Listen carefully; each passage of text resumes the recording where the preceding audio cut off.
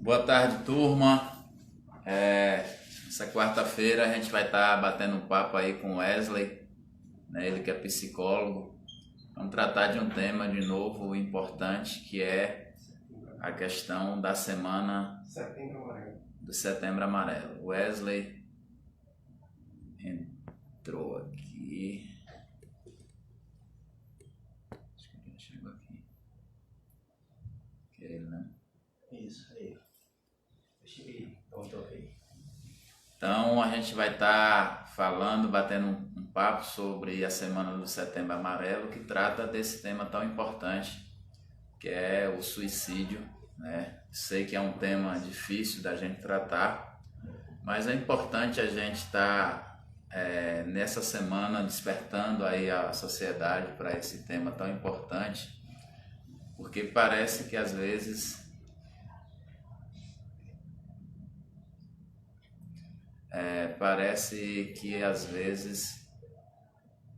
a gente não dá a devida atenção.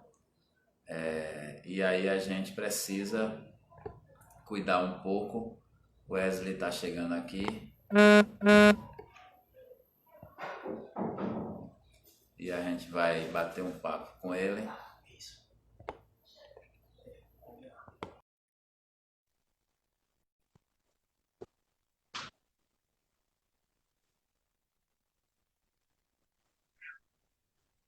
Boa tarde, Wesley.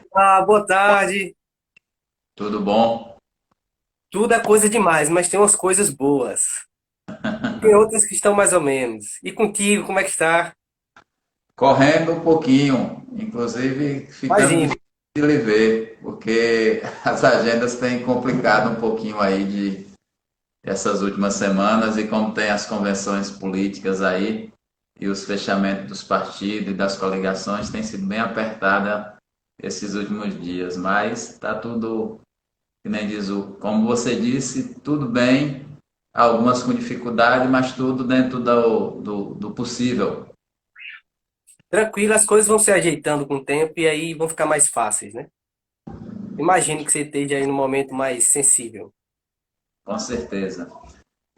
Wesley, essa semana ela tem uma importância muito grande para esse debate de saúde pública, que é às vezes ocultado pela grande mídia, outras por a falta de informação, outros por puro preconceito, e uma situação que, na verdade, o nosso sistema público de saúde ainda não explora tanto essa preocupação com o suicídio. Como é que você vê a criação dessa semana e a importância dela para a sociedade? Quais atividades nós deveríamos estar dialogando mais, conversando mais com as pessoas sobre isso? Uhum. O Primeiro eu mês, na gostaria de verdade, não é agradecer uma semana, é um mês, né? o mês, isso, exatamente, eu já ia comentar. Primeiro eu gostaria de agradecer, Tiano, pelo espaço. Acho que é uma oportunidade sempre muito proveitosa poder levar para o debate público alguns assuntos, né, que são sensíveis, principalmente no que diz respeito a mortes, né? Pessoas que praticam um assassino, a morte contra si mesmo, né? Vão em busca de uma morte. E que a gente sabe que no Brasil, esse índice de suicídio é um índice muito alto, né? Nós somos um dos países em que as taxas de suicídio são as maiores do mundo. Então, nesse aspecto, e nós moramos numa região em que o índice também é muito alto, que é a região do Nordeste, né? Então, falar sobre o mês de prevenção e pós-venção ao suicídio e dar um destaque a esse tema é justamente isso: levar para o debate público, melhorar o debate sobre o assunto, esclarecer dúvidas, trazer orientações sobre o que é que se trata a prevenção ao suicídio, o que é suicídio, quem faz suicídio, acontece suicídio no Brasil, porque às vezes eu imagino que existe uma espécie de perspectiva por parte de muitas pessoas que é o seguinte: ela escuta uma pessoa que provocou suicídio, que mora lá num bairro distante, né? Ela escuta alguém que provocou suicídio na outra cidade, por exemplo, aqui em Juazeiro, alguém que provocou suicídio em Petrolina e assim sucessivamente.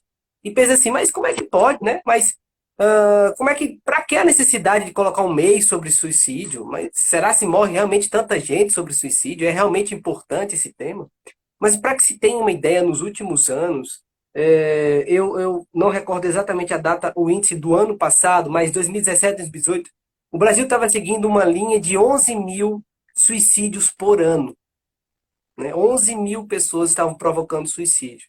Então, no mundo, a gente tem aí uma taxa de 800 mil pessoas, enfim, que se mantém com uma certa regularidade, e que a cada 40 segundos uma pessoa comete suicídio, né? No Brasil, a gente vê uma pessoa cometer suicídio a cada hora, 1,2 pessoas cometer suicídio a cada hora. Então, assim, na pandemia, já tem pesquisas que já estão sendo realizadas de março, desde fim de março, né? E elas foram se refinando, do quanto que as características pandêmicas têm aumentado as taxas de suicídio, né? Em vários aspectos. A gente vai poder conversar mais detidamente. E só para iniciar, é dizer isso, que falar sobre suicídio é propor no espaço público um assunto que é fundamental, pois envolve como é que está o desempenho, o desenvolvimento, melhor dizendo, a dinâmica da saúde mental da nossa população, do nosso povo. Sim, porque a saúde mental, ela impacta em toda a sociedade como um todo, né? É no bem-estar social, é na qualidade de vida, é no emprego, é na relação humana e pessoal, tanto com os amigos de trabalho, os colegas, os parceiros, na capacidade de desenvolver as suas atividades, as suas ações. Então, essa saúde mental, ela que às vezes a gente não dá a devida atenção e acha que é uma coisa de pessoa que é fraca, que fulano não está bem da cabeça, fulano não está não sei o quê.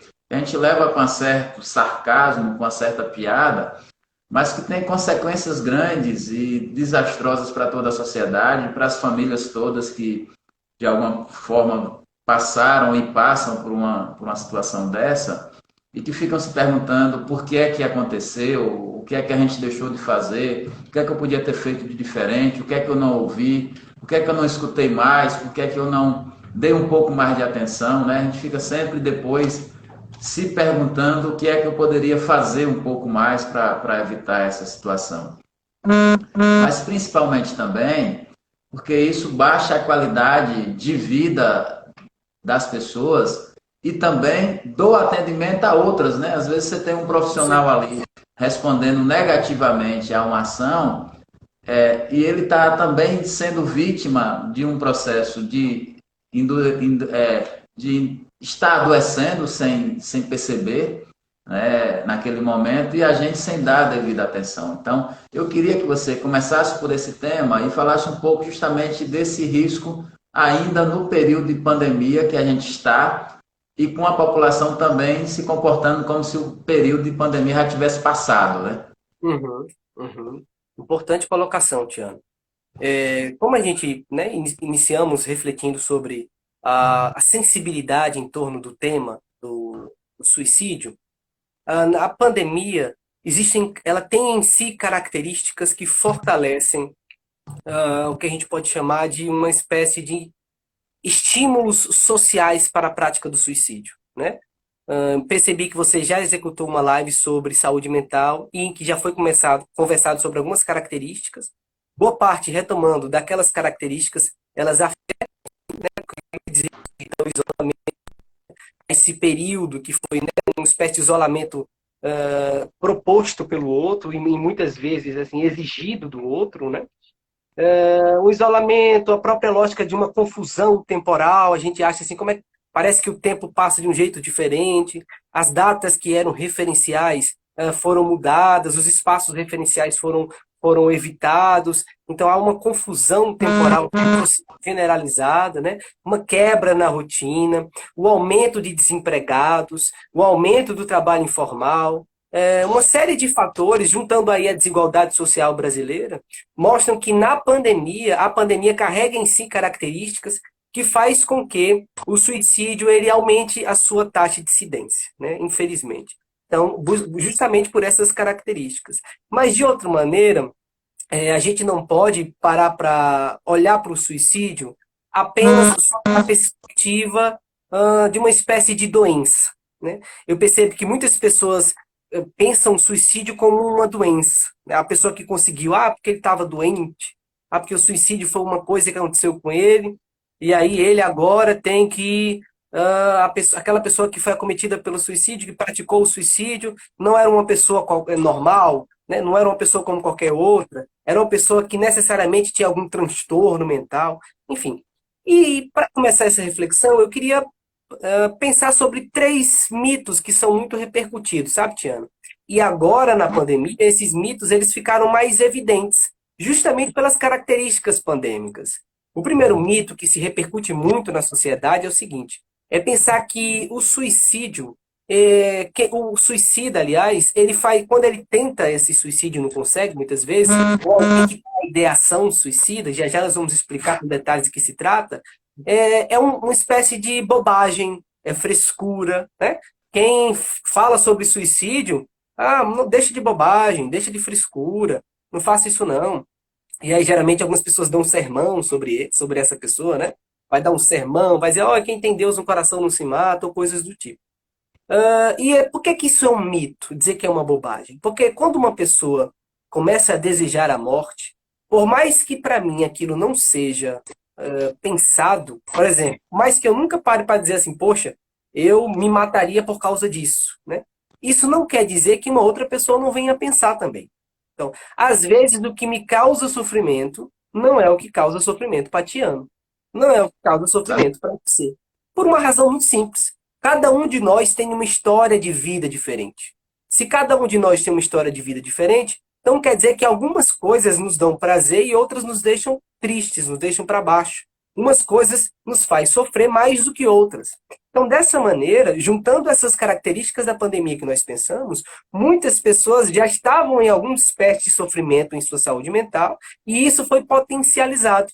Então, dizer que é frescura, que é bobagem, é não parar para escutar essa outra pessoa, né? É parar para não respeitar essa outra pessoa. Um outro mito é achar que o suicida ou quem pensa em suicida, ele é uma pessoa fraca. Você é muito fraco.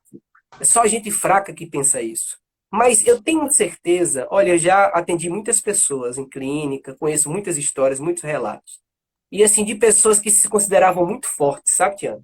Eu sou muito forte, eu sempre fui muito guerreiro, trabalhei desde cedo. E aí, na vida dela, elas foram acometidas por tragédias, como, por exemplo, perder o esposo e os filhos no acidente de carro.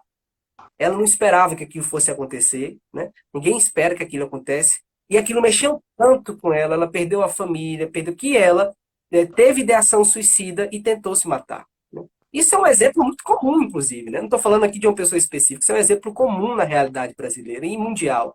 Então, isso se diz respeito ao quê? Na vida da gente, por mais que a gente se considere forte, pode ser que aconteçam coisas que nos fragilizem, que nos enfraqueçam.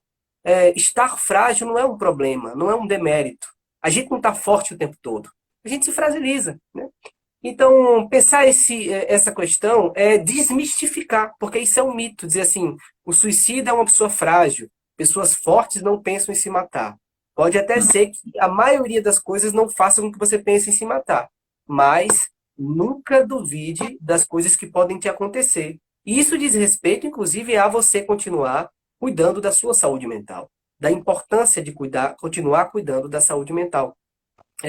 E uma outra coisa, uma espécie de mito também muito comum, é dizer assim, suicida, ou a pessoa que pensa em suicídio é porque ela necessariamente tem uma doença mental ou necessariamente tem uma espécie de espírito maligno, né? Tem um espírito maligno que se apossa daquela pessoa. Então, se ela pensou em se matar é porque ela tem um demônio, enfim, tem uma entidade ruim, não sei qual for a linha religiosa. Ou necessariamente ela tem uma doença mental.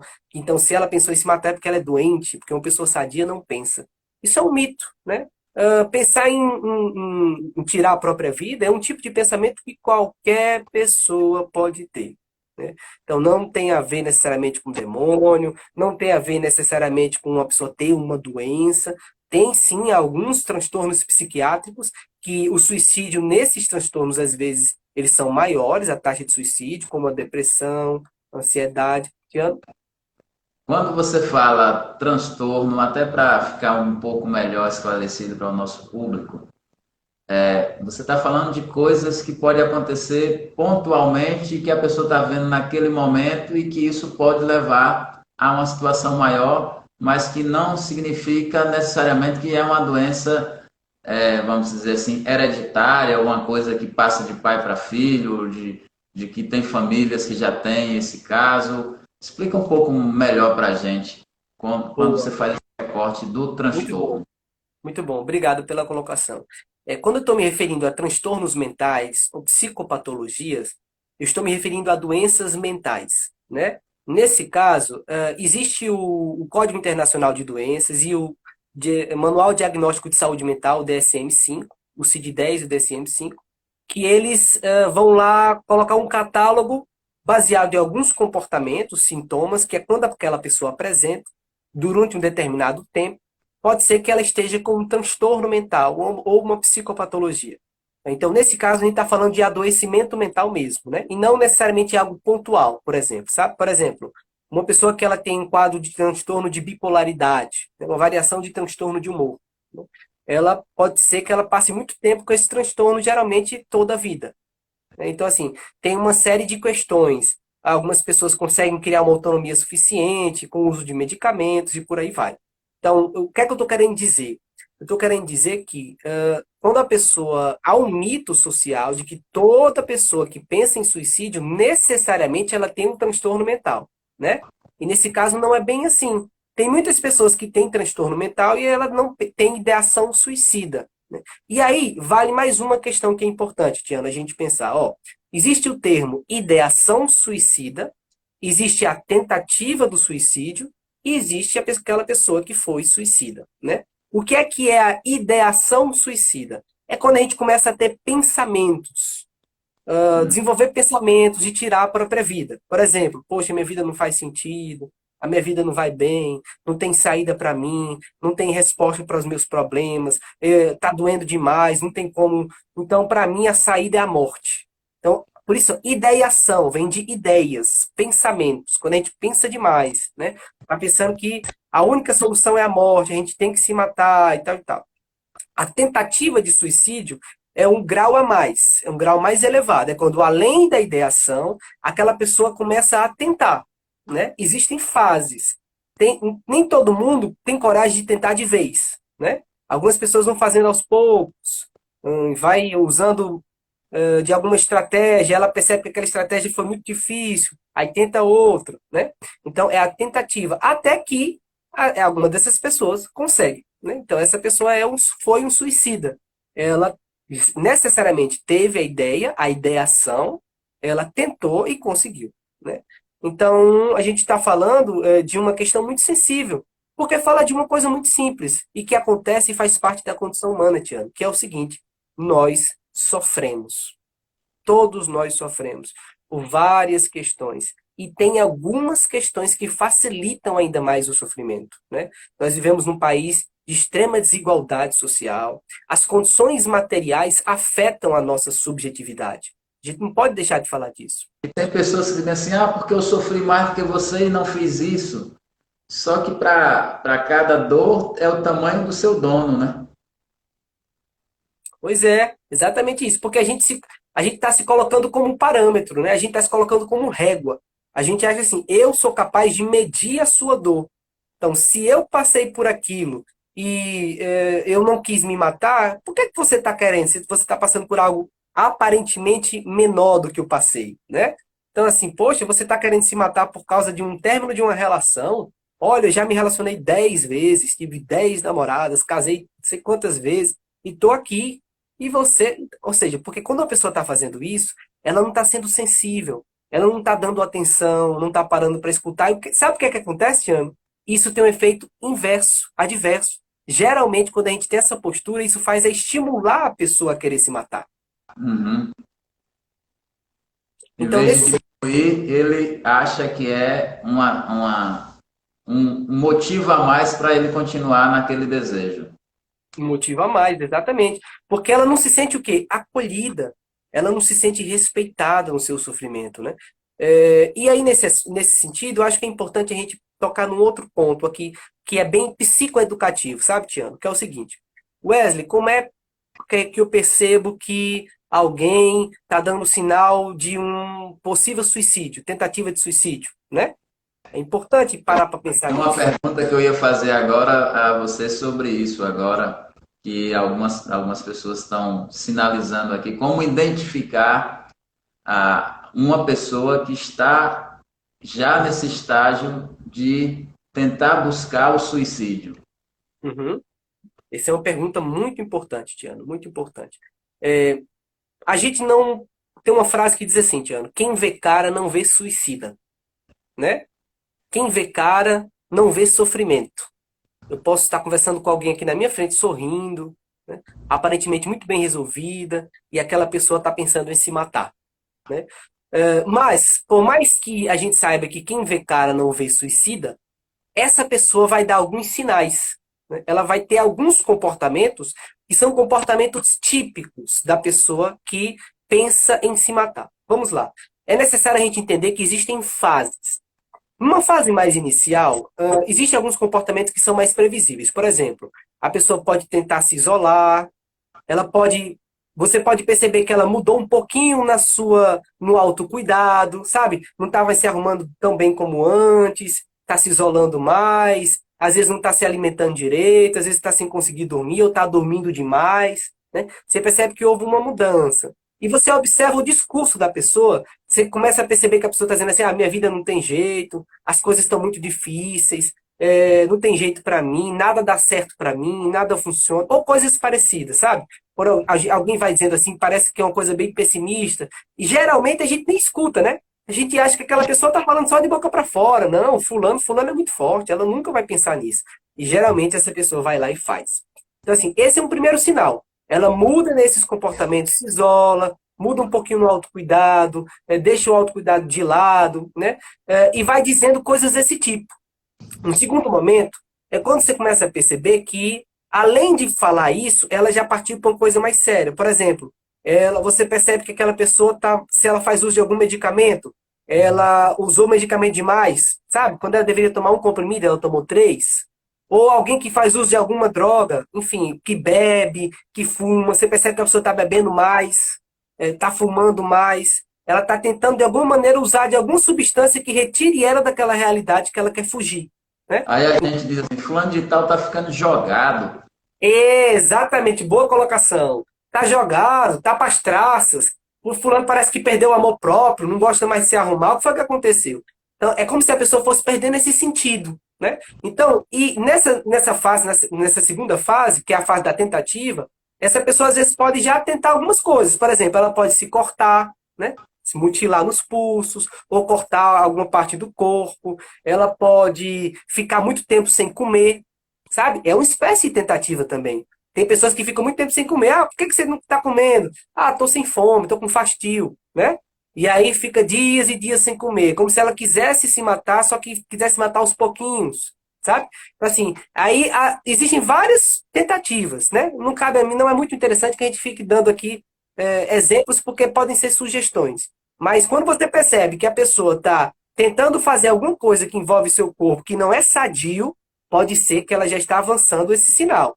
E ainda continua falando, né, trazendo no seu discurso que a vida não tem sentido, que ela não está bem, que não está feliz, que está triste, que as coisas para ela não dão certo, enfim. E aí tem a terceira fase, que é a fase em que a pessoa já tenta para poder conseguir, né? Que é a fase em que, enfim, acontece, infelizmente, o suicídio. Então, nesse momento, o que fazer, né, em referente a cada fase? Nessa primeira fase, que é a fase mais da ideação e da fase que a pessoa vai falando aos pouquinhos, é importante, por exemplo, se uma pessoa chega e diz assim para você, Tiano, um parente seu diz assim, pô, Tiano, minha vida tá... Até mesmo no WhatsApp, sabe? Você pergunta, como é que tá, fulano? E a pessoa diz assim, eu tô bem, mas assim, eu tô bem, mas tô levando, as coisas não estão dando certo, eu tô desempregado, e aqui em casa a gente tá reduziu todos os gastos, eu tô com muitas dívidas, a vida tá sem sentido, cara, eu tô trabalhando demais. Se você não dá atenção a isso, a sua resposta tende a ser o quê? Bola pra frente, corra atrás de emprego. É assim mesmo, tá todo mundo na pior, não é só você não, né? A gente às vezes quer fazer isso. A gente faz isso no automático já, No né? automático, no automático. Mas isso não é o mais indicado. É importante a gente ficar atento. Passa, vai pra rua que breve, breve vai resolver e tal. Vai ficar bom, já já volta, já já você tem emprego. Só que nesse momento a pessoa não quer ouvir isso, né? A pessoa quer, no mínimo, ser escutada, escutada na sua dor. Então, o mais importante aí é perguntar, o que está acontecendo com você? Falar sobre o tema, eu posso te ajudar de alguma maneira? Se mostrar prestativo, prestativa, dar atenção, escutar essa pessoa sem julgamento, sem querer dar sermão de cara, sem querer apontar soluções rapidamente, sem nem ouvir essa pessoa, né? Então, se você percebe que essa pessoa continua a ter esse mesmo discurso, a dizer essas coisas, aí é importante você falar sobre o tema, sabe? É importante você trazer o assunto, chamar a coisa pelo nome, sabe? Dizer assim, ó, já passou pela sua cabeça em você tirar a própria vida? Você já pensou sobre isso? Vamos conversar sobre isso? O que é que você acha disso, né? Porque muitas pessoas, às vezes, elas até querem conversar sobre o assunto, sabe, Tiano? Só que elas se sentem julgadas. Elas sabem que se elas falarem sobre aquilo, tem gente que vai na família ter uma reação desproporcional, sendo que não é adequado. Com vergonha, com medo. Fica com vergonha, fica com medo. Então, assim, se você percebe que a pessoa continua com esse discurso, é importante que você chegue e converse sobre o assunto, né? Por isso que o Setembro Amarelo é um mês importante, por quê? Porque a gente chama o assunto pelo nome. Ei, peraí, vamos conversar sobre suicídio? O que é suicídio? Como é que acontece? Enfim, se você percebe que a pessoa está avançando, que ela está tentando, né? Você percebeu que ela mudou na rotina, se isolou, não está querendo comer, está bebendo demais, está fumando demais. A pessoa que usa droga está usando mais droga. Né? Você está percebendo que ela está piorando, está ficando desleixado, está ficando despreocupado, jogado. Aí é importante você tentar incentivar essa pessoa de outras maneiras e acionar já de agora o que a gente chama, sabe de quê? De rede de apoio. O que é rede de apoio? São aquelas pessoas que podem ajudar essa outra pessoa que está sofrendo. Pessoas que ela gosta, pessoas que ela tem proximidade e instituições de saúde. Né? Nesse momento, a gente pode estar procurando o CAPS. Aqui em Juazeiro, nós temos alguns CAPS que podem dar essa atenção. Pode estar procurando algumas UBSs, sabe, postinhos. Se você não sabe onde se informar, vai no postinho, se informa no postinho, ó, estou passando por isso. Onde é que eu vou? O postinho vai poder lhe orientar. Se você morar perto de uma UPA, vai se informar na UPA, mas não deixe de tomar uma iniciativa e não deixe de acionar a rede de saúde, sabe? E se você percebe que as tentativas estão continuando, aí é importante você tirar algumas coisas da casa. Se você mora com essa pessoa, esconder objetos cortantes, esconder facas, sabe? Se você tiver alguma coisa que possa facilitar a morte, cordas, remédios, e ficar monitorando, acompanhando essa pessoa sempre, conversando com ela.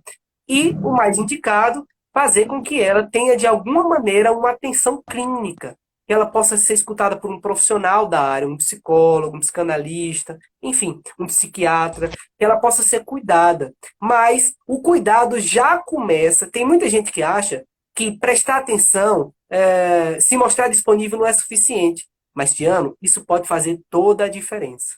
Só o fato de você chegar numa pessoa, dar atenção, não julgar, escutar, e a pessoa perceber que você realmente está ali para cuidar dela, isso pode fazer toda a diferença e pode salvar a vida de alguém.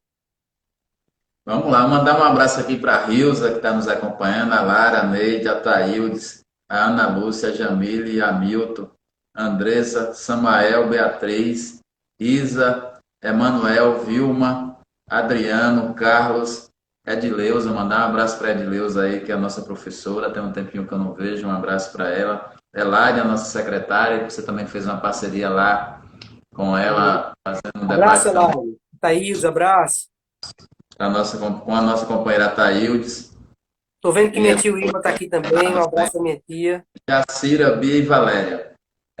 A outra questão importante que você abordou aí, que a gente precisa puxar, eu lembro que até então a gente tinha isso como uma doença muito que o início de um processo muito urbano, vamos dizer assim, como se a gente só tivesse esse tipo de sintoma com aquelas pessoas que moravam na cidade, moravam na capital, que jamais uma pessoa que estava no campo, um homem do campo, um trabalhador rural, uma pessoa que estava ali na sua rocinha, na sua fazenda, que na nossa cabeça tem a vida mais tranquila, não tem essa pressão diária, e iria cometer suicídio. E isso tem chegado fortemente na área rural dos nossos municípios. Faz um recortezinho também para a gente sobre essa situação. Excelente colocação, Tiano. Isso, inclusive, faz parte de uma espécie de mito também, compõe uma espécie de mito sobre a questão do suicídio, né? É de achar que só há suicídio na parte urbana, né? Não há suicídio no campo, não há suicídio em comunidades tradicionais, quilombolas, pesqueiras, índios. Isso é um enorme mito, né? E isso também tem a ver, Tiano, com a nossa realidade presente. Mas para tocar nesse ponto, eu preciso rememorar uma coisa que eu comentei brevemente, que é o seguinte, ó, as condições materiais às quais nós estamos inseridos, elas afetam a nossa consciência, a nossa mente, a nossa cabeça, elas mexem com a nossa cabeça. O que é condições materiais? Condições materiais é as coisas que eu tenho, onde eu moro, o emprego que eu tenho, a comida que eu como, se eu tenho comida para comer, se eu tenho emprego, né? Se eu tenho casa, a minha casa é confortável, qual é a relação com a minha casa? Isso se chama de condições materiais, né? Então, muitas pessoas elas cometem suicídio por causa do trabalho, por exemplo. O trabalho é precarizado, o trabalho exige muito delas, elas ficam muito estressadas, aumenta o seu sofrimento, elas não aguentam, não dão conta daquilo e se matam, né?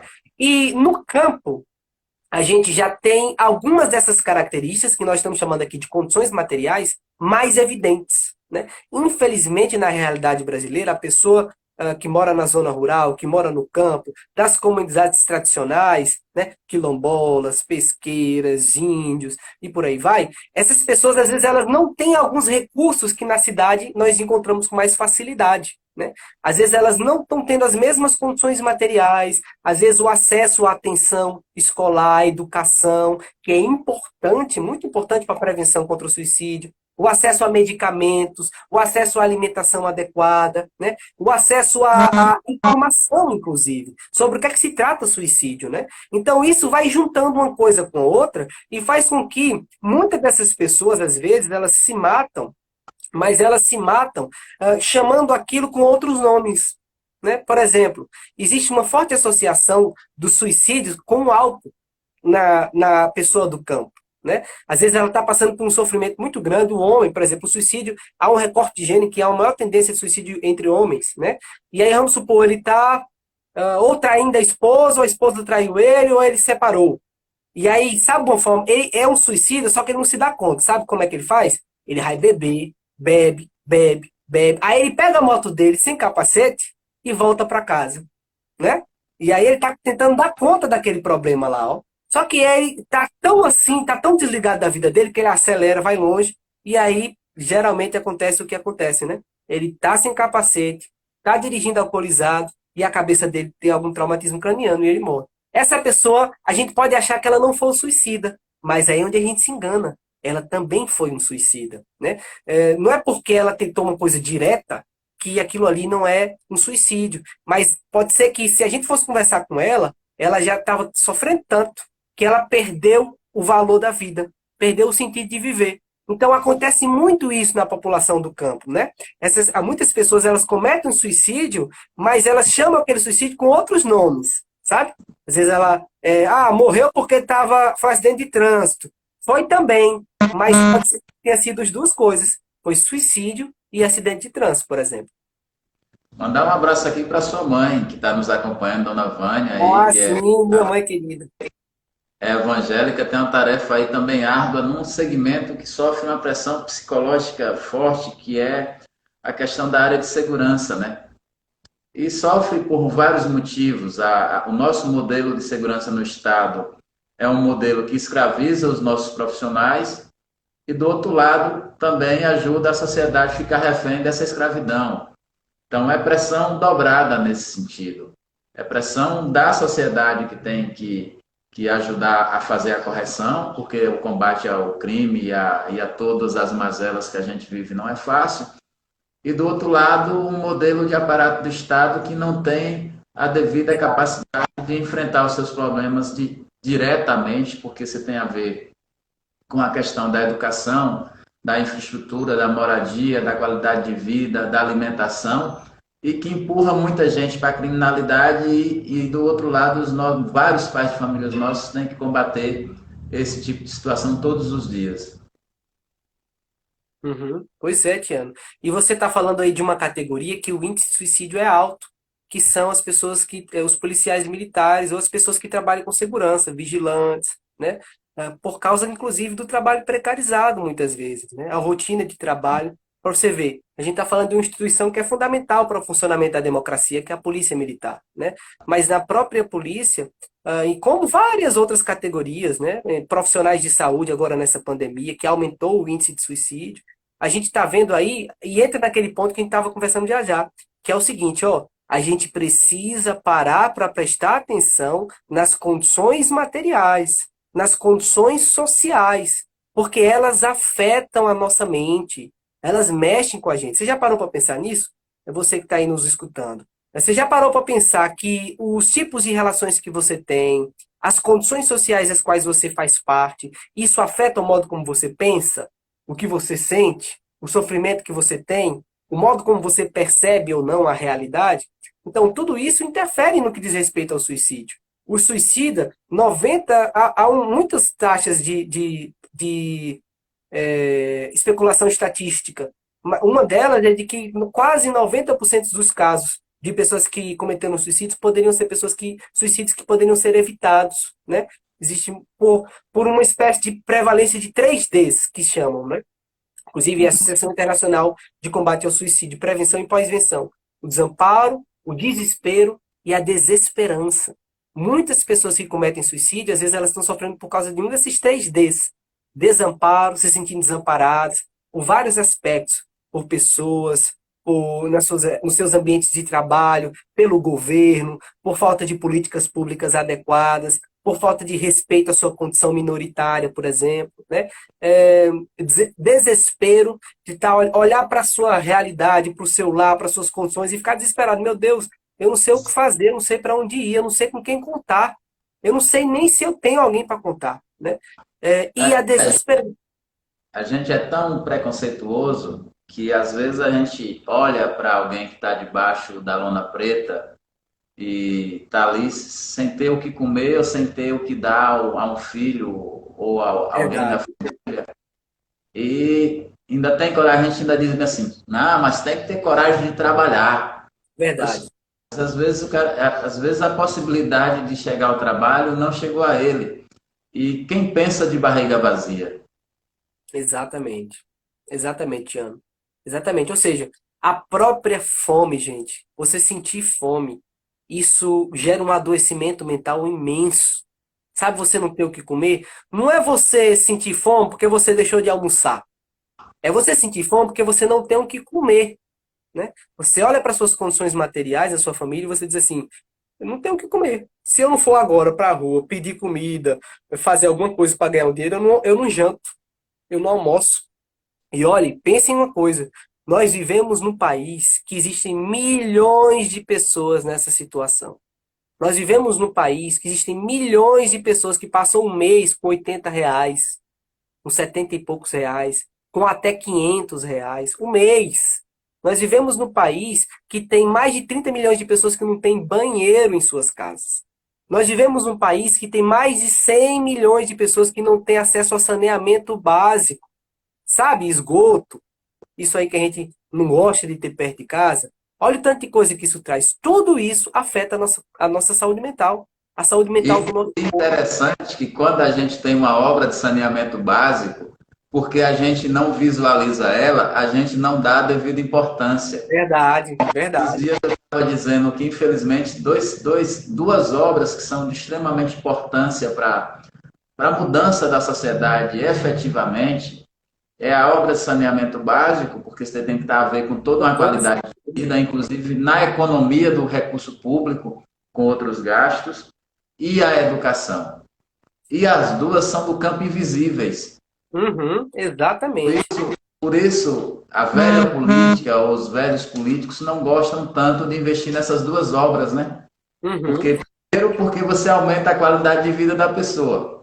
pois é. Segundo, você muda a capacidade dela pensar sobre a sociedade. Então, se você empodera a sociedade sobre a capacidade de pensamento, você tem condição de ter, de forma sadia, um cidadão fazendo uma representação social melhor e pressionando melhor os poderes públicos para cumprirem o seu papel. Exatamente. E nesse aspecto, conversar sobre suicídio nesses termos que nós estamos falando aqui, faz com que a gente ataque duas questões ao mesmo tempo, Tiago. A primeira delas é quebrar esses mitos sobre o suicídio, trazer para o debate público a temática do suicídio, e a segunda é correlacionar o suicídio com essas condições materiais e sociais. Entender que suicídio não é uma coisa que nasce do nada, né? Pare para pensar uma coisa, minha gente. O suicídio, ele não é refém de uma classe social. Apesar de que há prevalência em algumas classes, que geralmente, como por exemplo as classes mais pobres, né? Mas ele ataca todas as classes, né?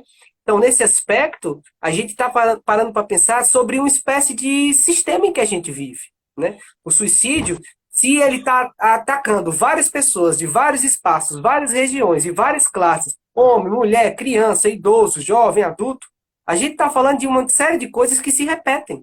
Então, se existem coisas que se repetem, aí entra no segundo ponto, que acho que foi importante hoje na nossa conversa, é entender que as condições sociais e as condições materiais, elas podem estimular o suicídio.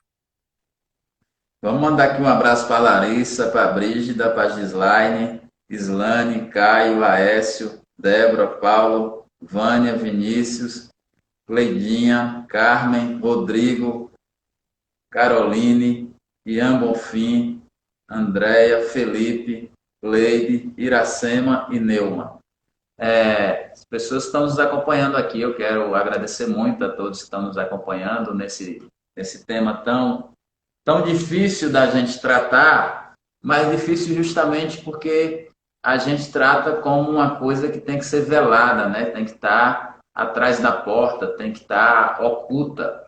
E ao Verdade. contrário, está dentro do processo da qualidade de vida da nossa população, do estilo que a gente acredita ou não, inclusive de gestão pública mesmo, quem se preocupa com a qualidade de vida humana, né? Você se preocupar com a qualidade de vida das pessoas, seja na educação, seja no saneamento básico, seja na saúde, seja na moradia, isso garante que ela tenha o mínimo de dignidade para que ela enfrente determinados problemas. Verdade, verdade, exatamente. É como a gente precisa olhar para as nossas condições materiais, as nossas condições sociais, e não ficar só psicopatologizando o negócio. Por exemplo, pensar assim, só pratica o suicídio quem é depressivo, né? A gente precisa parar para pensar assim, e o que está fazendo aquela pessoa ficar depressiva, né? Só pratica o suicídio quem é muito ansioso. E o que é que raio Getúlio está Vargas fazendo? não era depressivo, mas terminou cometendo, né? Pois é, exatamente, exatamente. Então a gente precisa pensar as duas coisas correlacionadas: história de vida e condições sociais e materiais, né? Não dá para descolar uma coisa da outra. E mais uma vez, nós vivemos no país que os índices de suicídio são altíssimos. E não se enganem, vocês podem ter alguém na família de vocês que pode estar agora, nesse momento, pensando em se matar e vocês não estão sabendo, né? É muito importante parar para pensar sobre isso, conversar sobre o tema, prestar atenção, mostrar cuidado, atenção, se dispor, né? Dispor a sua presença naquele espaço para aquela pessoa, porque isso pode fazer uma enorme diferença. E a gente tem outro tema, quantos jovens têm tirado a vida? E a gente vê, às vezes, as pessoas falam assim, mas tinha tudo na vida, tinha uma boa escola, tinha uma boa casa, mas talvez, será que tinha a atenção devida? Será que teve o cuidado, teve o acolhimento, teve toda essa preocupação que, às vezes, se a gente tivesse dado um pouquinho de atenção para ouvir, para escutar melhor, para saber o que é que estava mexendo tanto com ele, e a gente às vezes trata como se fosse esses meninos de hoje, qualquer coisinha já estão chorando, já estão nos cantos, já estão no Sim, seu. sim, pois é. E a gente faz um pouco também desse comparativo com o tempo de 20 anos atrás, que a gente tomava umas surras mais pesadas, e a gente diz que os meninos são fracos e não aguentam nada, né? Talvez a gente precise também rever um pouquinho essa lógica de pensamento que a gente tem. Mas eu queria ainda mandar um abraço para a Alessandra, para a Carla, para Jorge, para Mike Júnior, Regina, Regina. Adriana, Saurileide, Adriano, Wesley, Wilson, Paulinho, Val, Maiara, Laurene, Keila, Luciene, Josivane, Dinoelma e Nádia. Então, para a Aproveitar para gente. mandar um abraço para minha uma outra tia que entrou aqui, minha tia Yuktani, minha tia Wilma, minha prima Valéria, minha mãe, pessoal aí da família acompanhando.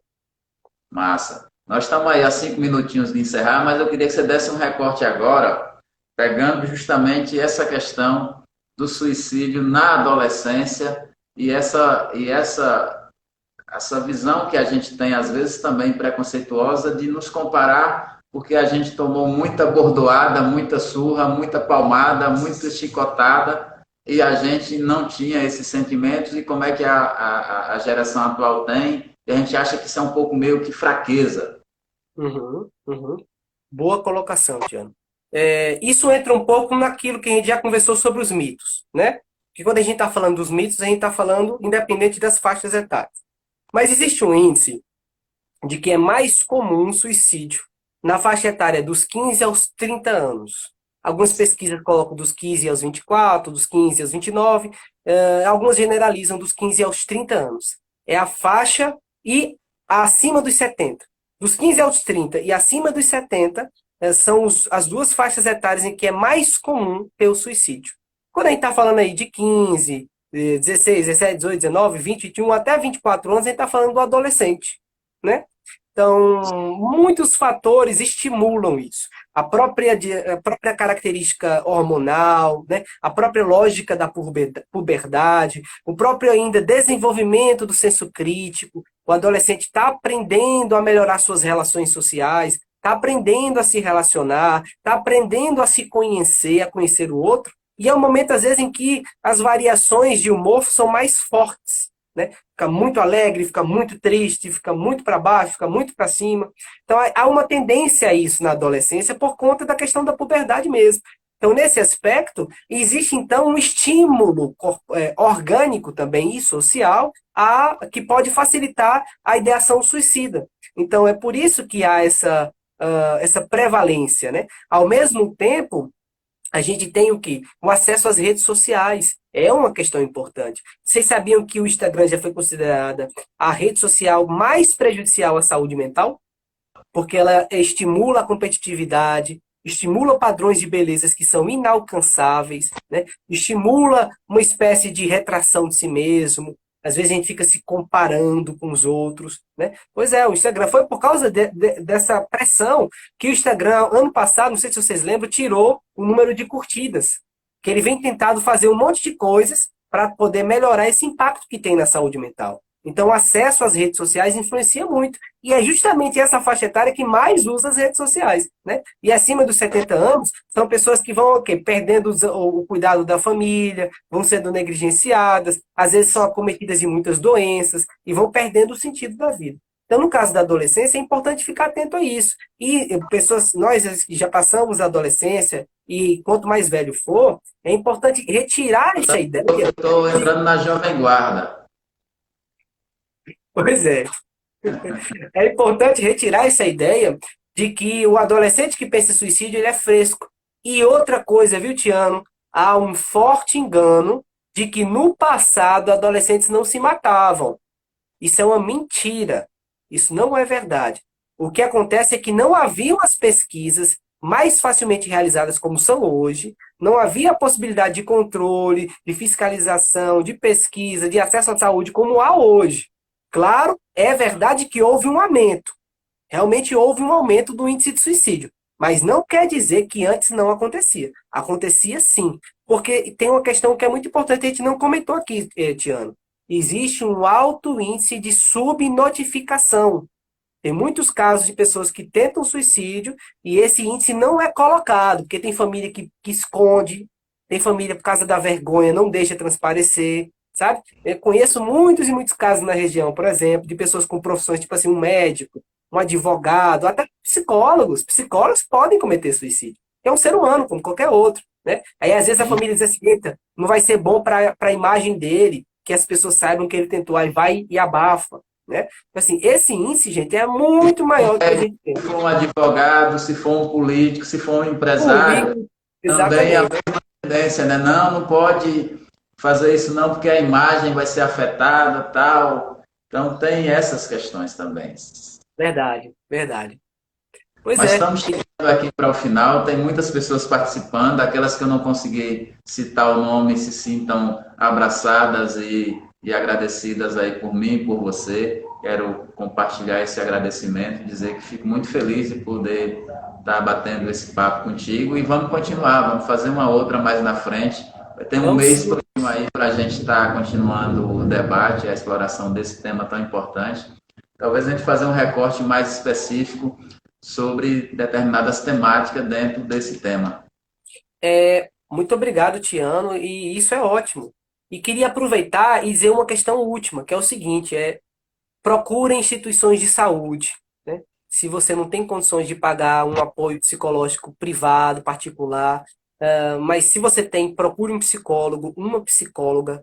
Eu indico a vocês que vocês procurem preferencialmente psicólogos e psicólogas. Aqui no Vale nós temos muitos psicólogos e muitas psicólogas que fazem até atendimento social com um valor mais baixo, né? Se você faz uso de algum plano, vá no seu plano. Assim, não vá procurar coaches, não vá procurar consteladores familiares, não vá procurar pessoa que fica dando conselho por aí. Procure um psicólogo e um psicólogo e um psiquiatra, a depender do caso, que são as pessoas indicadas para isso, que tem a formação indicada para Na isso. nossa rede pública também nós temos equipamentos E é importantes. isso que eu ia falar agora, das redes públicas. Se você não sabe como é que você pode ter esse atendimento, é simples, vai no postinho que certamente eles vão lhe informar, né? Mas você pode encontrar, às vezes, algum tipo de atendimento no CRAS, nos CREAS, nos CAPs, certamente. Os CAPs são as instituições mais indicadas, né? Que é Centro de Atenção Psicossocial. Procure um CAPS, vá lá nesse CAPS. Aqui tem o CAPS de álcool e drogas, aqui tem o CAPS 3. E também você pode ligar para o 188, o Centro de Valorização da Vida.